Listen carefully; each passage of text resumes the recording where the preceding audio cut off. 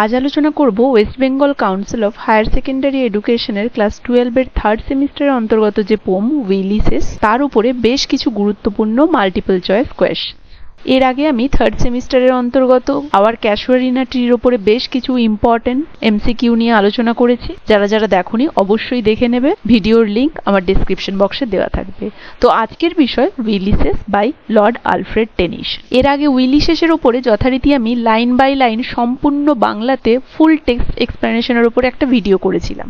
যারা যারা সেটি দেখোনি অবশ্যই দেখে নেবে, তাহলে তোমাদের অ্যান্সার করতে সুবিধা হয়। তো দেখো, Ulysses by Lord Alfred Tennyson. Lord Alfred Tennyson 1809 to 1892। তো সরাসরি আমরা টাইম ওয়েস্ট না করে কোয়েশ্চেন আলোচনায় চলে যাই। Question number 1, who is the speaker of the poem Ulysses? এই যে কবিতা উইলিসেস, এতে বক্তা কে ছিল? Telemachus, Homer, Ulysses, Achilles. দেখো, টেলিম্যাকাস ছিল উইলিসেসের পুত্র। হোমার ছিল একজন মহান গ্রিক কবি, যিনি ছিলেন ইলিয়াড এবং ওডিসির লেখক। যেই ওডিসি অবলম্বনে আমাদের এই উইলিসেস লিখেছেন লর্ড আলফ্রেড টেনিসন। তাহলে তিনি তো নয়, উইলিসেস অবশ্যই। এই কবিতার বক্তা আমরা দেখেছিলাম উইলিসেস নিজেই। এবং অ্যাচিলিস, অ্যাচিলিস হলো একজন ট্রজান হিরো। ট্রয়ের যুদ্ধে ইনি লড়েছিলেন, একজন ট্রয় যুদ্ধের বীর যোদ্ধা ছিলেন অ্যাচিলিস। তাহলে the right answer will be option C, Ulysses. তাহলে উইলিসেস কবিতায় স্পিকার ছিলেন উইলিসেস নিজেই। Question number 2, what literary form is Ulysses? Ulysses কি ধরনের literary form? Sonnet, dramatic monologue, epic নাকি ওড? সনেট হচ্ছে 14 লাইনের কবিতা। ড্রামাটিক মোনোলগ নাটকীয় মোনোলগ নাকি এপিক? এপিক হচ্ছে মহাকাব্য। আর ওড, ওড তো এর আগের দিন আমি বলেছিলাম, ওড হচ্ছে কোনো ব্যক্তি বা বস্তুকে প্রেইজ করে, প্রশংসা করে তার উদ্দেশ্যে কিছু লেখা। তো dramatic মোনোলগ, the right answer will B dramatic মোনোলগ। মোনোলগ কারণ আমরা এখানে জানি যে স্পিকার বা বক্তা একাই তিনি বলেছিলেন, যে ক্যারেক্টাররা প্রেজেন্ট ছিল বা ছিল না তাদের এখানে কোনো সংলাপ নেই, তাই মোনোলগ তো এটা বটেই। এবং ড্রামাটিক, ড্রামাটিক কারণ এটা দীর্ঘ এবং এক চরিত্রের উপরে নির্ভর করে, যেখানে সেই চরিত্র পাঠকের কাছে তার ব্যক্তিগত চিন্তা, অনুভূতি, অভিজ্ঞতা এগুলো সবকিছু প্রকাশ করছে ড্রামাটিক ওয়েতে, তাই এটা ড্রামাটিক মোনোলগ। কারণ ড্রামাটিক মোনোলগ মানে নাটকের একাংশ যেখানে একটি সিঙ্গেল বক্তা থাকবে, সেই সবকিছু বলে যাবে, রিডার্সরা শুধু সেই বক্তার কথাই শুনবে। এখানে আর কোনো চরিত্রকে আমরা বলতে দেখতে পাবো না। Next question number 3, what is Ulysses's main complaint in the poem? উইলিসেসের মূল অভিযোগ কি ছিল এই কবিতায়? The loss of his kingdom, the loss of his kingdom তার রাজ্য হারানো। আর ডাল, একটি নিরস আনইভেন্টফুল লাইফ অ্যাট হোম, গতানুগতিক জীবন বাড়িতে। The death of his comrades, তার যে সঙ্গী সাথীরা তাদের মৃত্যু। The failure of his son, নাকি তার পুত্রের ব্যর্থতা? Obviously the right answer will be option B, কারণ উইলিসেসের অভিযোগ ছিল বাড়িতে সে নিরসভাবে এবং একঘেয়েমিভাবে, গতানুগতিকভাবে বাড়িতে বসে থাকতে পারবে না অলস হয়ে। সে অজানাকে জানতে এবং অচেনাকে চিনতে সবসময় সে অ্যাডভেঞ্চার করতে চায়। তাই ডাল এবং আনইভেন্টফুল লাইফ অ্যাট হোমটাই তার মেন অভিযোগ এই কবিতাতে আমরা এটা দেখেছিলাম। কারণ তিনি বাড়িতে বসে থাকতে চান না, তাই তিনি রাজ্যে ফিরেও যেন তার মনে শান্তি নেই, তাই তিনি পুত্রের ওপরে দায়িত্ব দিয়ে আবারও তিনি সমুদ্র যাত্রা করতে বেরিয়ে পড়তে চেয়েছিলেন। Next question, question number 4, I cannot rest from travel, I will drink life to the lees means what? এই যে লাইনটা কবিতা থেকে নেওয়া হয়েছে, আমি রেস্ট ফ্রম ট্রাভেল, আমি যাত্রা থেকে বিরতি নিতে পারবো না, rest. I will drink life to the lees, আমি জীবনকে তলানি পর্যন্ত পান করব, মানে জীবনকে শেষ পর্যন্ত উপভোগ করব। এর অর্থ কি? He wants to stop travelling, তিনি কি যাত্রা থামিয়ে দিতে চান? He wants to live life to the fullest, তিনি পরিপূর্ণভাবে জীবনকে উপভোগ করতে চান। He is tired of life, তিনি জীবন থেকে টায়ার্ড, পরিশ্রান্ত হয়ে গিয়েছেন, ক্লান্ত হয়ে গিয়েছেন। হি ডিসলাইকস ওয়াইন, তিনি অপছন্দ করেন wine. So the right answer will be option B, তিনি চান জীবনটাকে পরিপূর্ণভাবে উপভোগ করতে। এই যে লাইফ টু দ্য লিজ মানে জীবনের তলানি পর্যন্ত আমি জীবনকে পান করে ফেলতে চাই, মানে জীবনের শেষ দিন পর্যন্ত আমি জীবনকে উপভোগ করতে চাই। So the right answer will be option B, কারণ সে চেয়েছিল জীবনকে পরিপূর্ণভাবে উপভোগ করতে। Next question, question number 5, what does Ulysses think of his subject?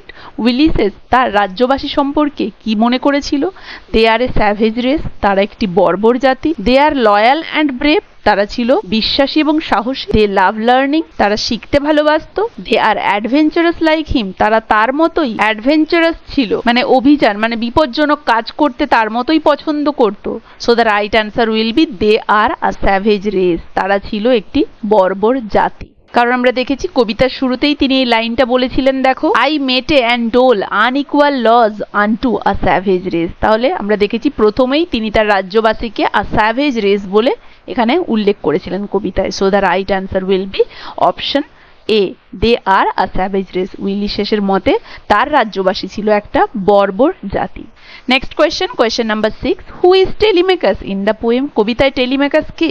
A friend, একজন বন্ধু, উইলিসেসের সান, তার পুত্র, হিজ রাইভাল কিং, তার প্রতিদ্বন্দ্বী রাজা, আ সেইলার, একজন নাবিক, অবভিয়াসলি উইলিসেসের সান। টেলিমেকাস হচ্ছে উইলিসেসের পুত্র।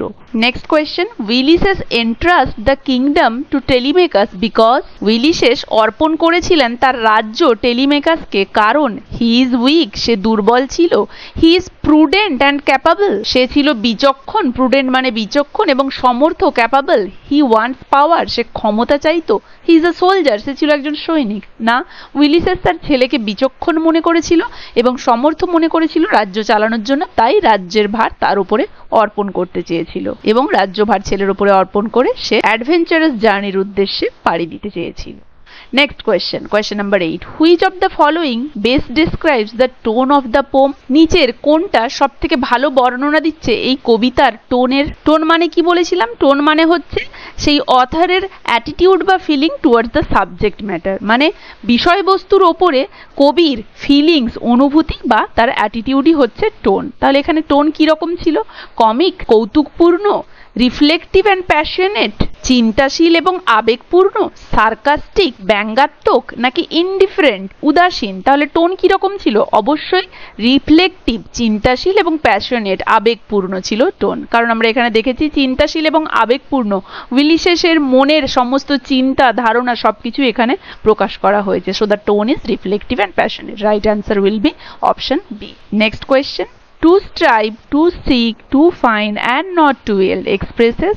তাহলে দেখো, টু স্ট্রাইভ প্রচেষ্টা করা, টু সিক চাওয়া, টু ফাইন্ড খুঁজে পাওয়া, and not to yield, yield মানে হচ্ছে আত্মসমর্পণ করা, নট টু ইয়েল্ড মানে কারো বশ্যতা স্বীকার না করা, কারো কাছে আত্মসমর্পণ না করা, কারো সামনে আত্মসমর্পণ না করা। তাহলে এই যে লাইনটা এক্সপ্রেস কি বুঝিয়েছে?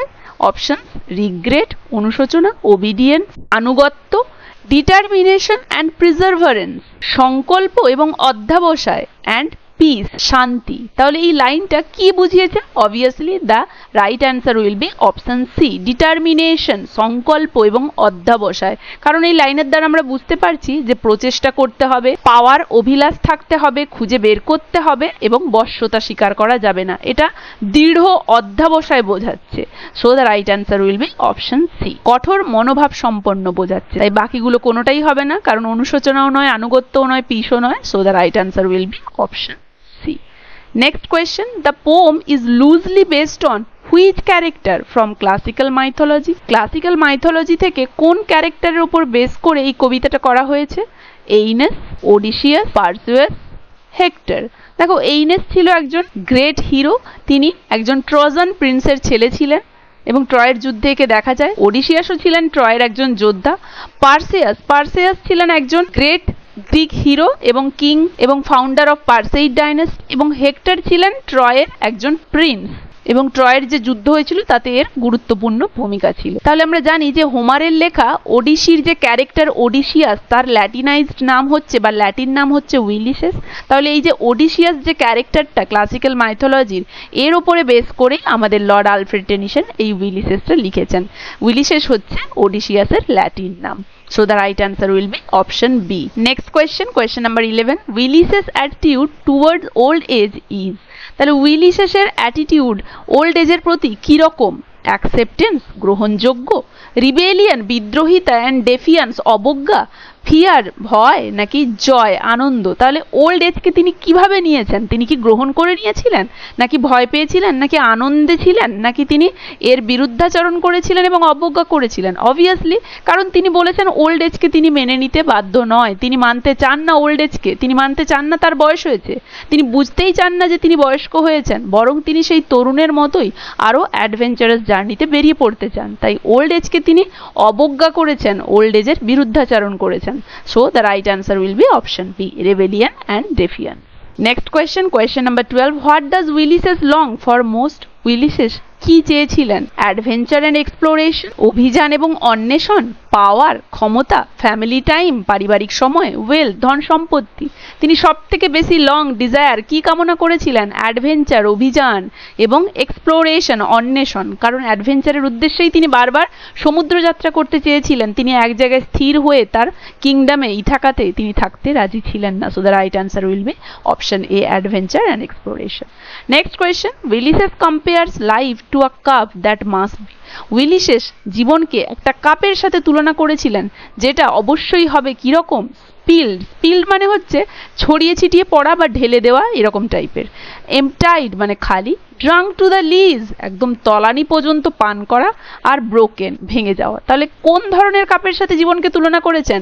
সেই ড্রাঙ্ক টু দ্য লিজ, যেই কাপকে একদম শেষ পর্যন্ত পান করা হয়েছে। কারণ তিনি বলেছিলেন আমি জীবনকে একদম তলানি পর্যন্ত পান করতে চাই। তাহলে তলানি তো জীবনের হয় না, কাপের বা গ্লাসেরই হবে।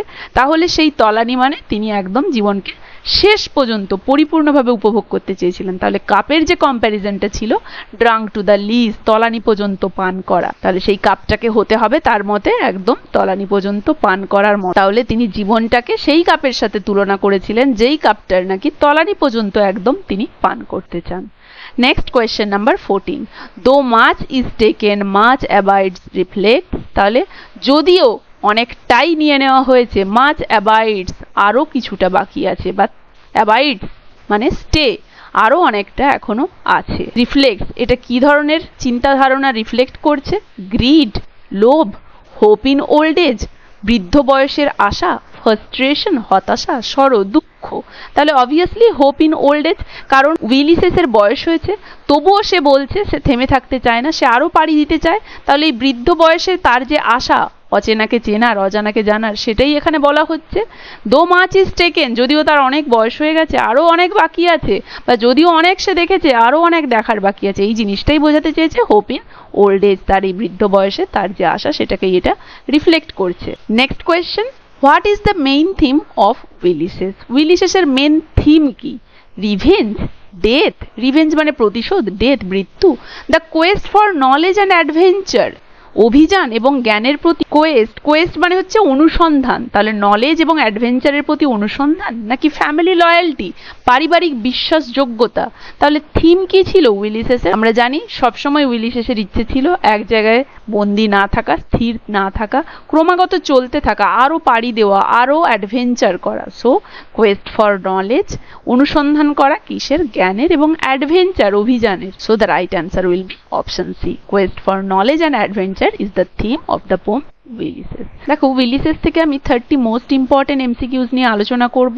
আজ এই 15টা পর্যন্ত করালাম, নেক্সট 15টা আমি পরের ক্লাসে করাবো। আশা করি এই ভিডিওটা তোমাদের কাছে অনেক হেল্পফুল হয়েছে। কার কেমন লাগলো জানিও, ভালো লাগলে একটা লাইক আর শেয়ার করে দেবে। আর যারা যারা আমার চ্যানেলটা এখনো সাবস্ক্রাইব করোনি কাইন্ডলি আমার চ্যানেলটা সাবস্ক্রাইব করে দেবে। এর পরবর্তী অংশটা থাকছে পরের ভিডিওতে।